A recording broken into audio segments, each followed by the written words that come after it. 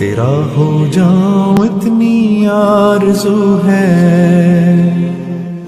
بس اتنی ہے تمنا دل بدل دے۔ السلام علیکم ورحمۃ اللہ وبرکاتہ۔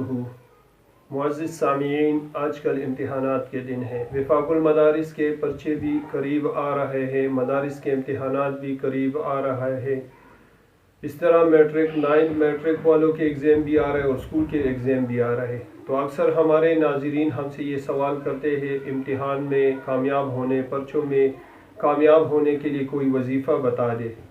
بہترین وظیفہ یہ ہے کہ روزانہ رات کو سونے سے پہلے انسان 200 مرتبہ اول آخر درود شریف 11 مرتبہ پڑھ کے پھر 200 مرتبہ یا علیمو یا علیمو یا علیمو اللہ کا یہ صفاتی نام اس کا ذکر کرے۔ ایک دوسری بات یہ، جب یہ امتحانی حال میں جائے اور جب یہ کتاب کھولے تو ہم نے کتاب کے بارے میں آپ کو یہ بتایا کہ اللہم ربی زدنی علما و حفظا پڑھے، سبق کو یاد کرتے ہوئے 11 مرتبہ پڑھے، پھر اپنے سبق کو یاد کرے۔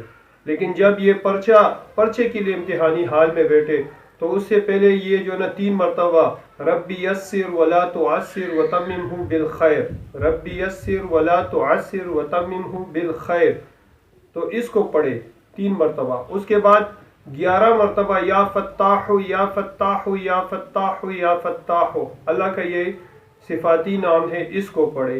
اس کے بعد سبحانک لا علم لنا الا ما علمتنا انک انت العلیم الحکیم، سورہ بقرہ پہلے پارے میں یہ چوتھی رکوع میں ہے، وَإِذْ قَالَ رَبُّكَ لِلْمَلَائِكَةِ إِنِّي جَاعِلٌ فِي الْأَرْضِ، اس کے بعد جو آتے ہیں آیات علم آدم کے بعد، تو سبحانک لا علم لنا الا ما علمتنا انک انت العلیم الحکیم، اس آیت کو پڑھے، 11 مرتبہ پڑھے، 7 مرتبہ پڑھے، اور اس کے بعد اپنے پرچے پر، سوالیہ پرچے پر اور جوابیہ پرچے کے اوپر دم کرے اور بسم اللہ الرحمن الرحیم 3 مرتبہ پڑھے اور پرچے کو شروع کرے۔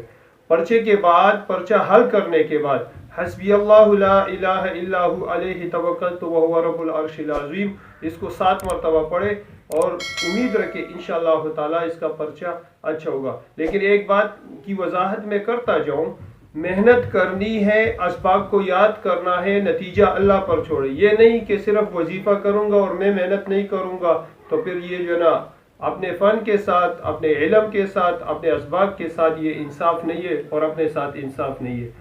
امید رکھتا ہوں آپ اس وظیفے کو اپنائیں گے اور انشاءاللہ آپ کے مسائل حل ہوں گے۔ السلام علیکم ورحمۃ اللہ وبرکاتہ۔